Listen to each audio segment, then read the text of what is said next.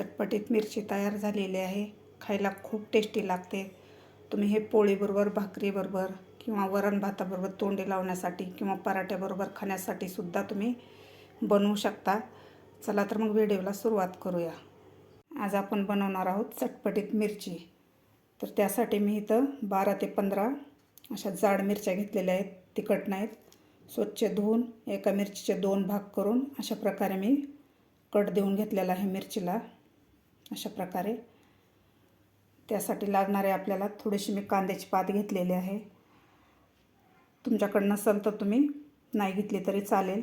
कढीपत्त्याचे 10 ते 12 पानं घेतलेले आहेत मी। अर्धा लिंबू घेतलेला आहे, थोडीशी कोथिंबीर, एक गड्डी लसूण घेतलेला आहे, 10 ते 12 लसणाच्या पाकळ्या आहेत, पुदिना घेतलेला आहे आणि सेंधा मीठ घेतलेला आहे मी। सेंधा मीठ घातल्यामुळे आपली मिरची खूप टेस्टी लागते। तर इथं मी अर्धा चमचा सेंधा मीठ घेतलेला आहे। आता सुरुवातीला आपल्याला पुदिना, लसूण, कांद्याची पात, कढीपत्ता आणि कोथिंबीर आपल्याला थोडंसं मीडियम, असं थोडंसं जाड बी जास्त नाही आणि जास्त बारीक बी नाही, कुटून घ्यायचं आहे। खलबत्त्यामध्ये आपल्याला कुटून घ्यायचं आहे। मी इथं लोखंडी तवा ठेवलेला आहे। तुम्ही लोखंडी तवा किंवा लोखंडी कढई घेऊ शकता। आणि तुमच्याकडे जर तवा किंवा लोखंडी कढई किंवा लोखंडी तवा नसेल तर तुम्ही दुसरी कोणतीही वापरू शकता। यामध्ये मी 2 चमचे तेल घातलेलं आहे। तेल आपलं गरम झालेलं आहे। तर आता आपल्याला हे मिरच्या घालून घ्यायच्या त्यामध्ये।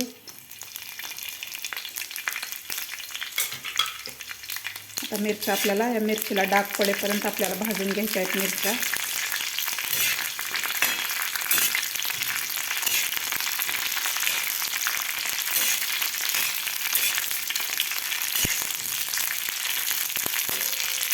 व्यवस्थित आपल्याला ही मिरची भाजून घ्यायची आहे।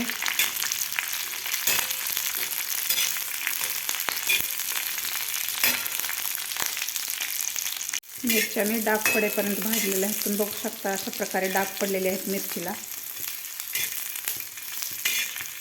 आता यावर आपल्याला झाकण ठेवून 1 मिनिटभर झाकण ठेवायचं आहे। झाकण ठेवून आपल्याला ही मिरची व्यवस्थित वाफ देऊन घ्यायची आहे मिरचीला। 1 मिनिटभर झालेला आहे। तर आता आपण झाकण काढून बघूया। व्यवस्थित आपली मिरची भाजलेली आहे।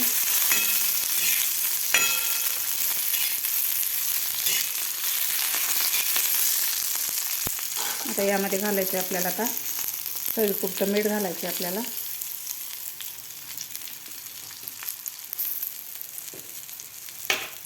त्यानंतर कुटून घेतलेला मसाला घालायचा आहे। कढीपत्ता, पुदिना, कोथिंबीर आणि लसूण यामध्ये घालायचं आहे। तर व्यवस्थित आपल्याला हे मिक्स करून घ्यायचं आहे।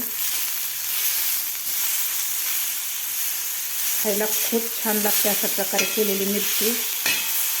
तुम्ही वरण भाताबरोबर तोंडी लावण्यासाठी किंवा पोळी भाकरी बरोबर किंवा पराठ्यासोबत सुद्धा तोंडी लावण्यासाठी खूप छान लागते ही मिरची। व्यवस्थित आपण हलवून घेऊया।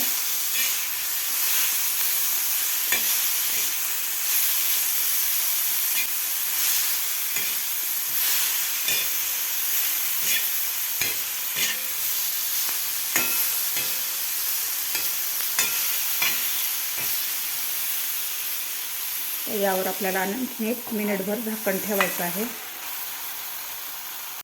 आता आपण झाकण काढून बघूया।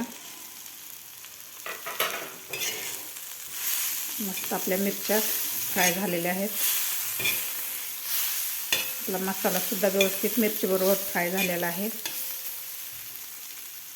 तर यामध्ये आता आपल्याला थोडासा लिंबू पिळून घ्यायचा आहे। परत एकदा आपल्याला मिक्स करायचं आहे लिंबू पिळून घेतल्यानंतर।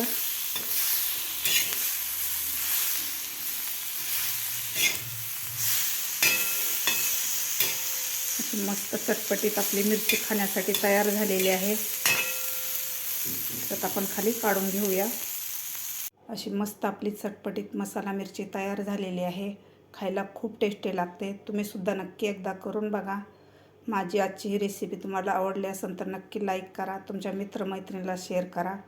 माझ्या चॅनलवर अजून नवीन असाल तर माझ्या चॅनलला नक्की सबस्क्राईब करा।